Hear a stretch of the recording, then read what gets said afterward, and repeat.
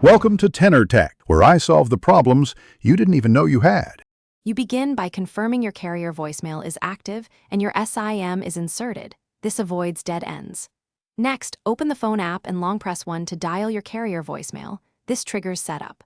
When prompted, create a 4 to 6-digit PIN because security prevents unauthorized access. Once done, record a short greeting, speak clearly and stay under 30 seconds so callers hear essential info. Make sure to note your PIN somewhere secure. Now you configure Samsung's voicemail integration so it works smoothly. Open Phone app, tap the 3 dots, go to Settings, then Voicemail. This is where you set the voicemail number and enable visual voicemail.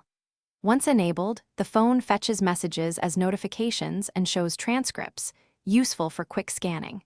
If visual transcripts are offered, link your Google account. This improves accuracy. Make sure the voicemail number matches your carrier's default, or calls may fail to route properly.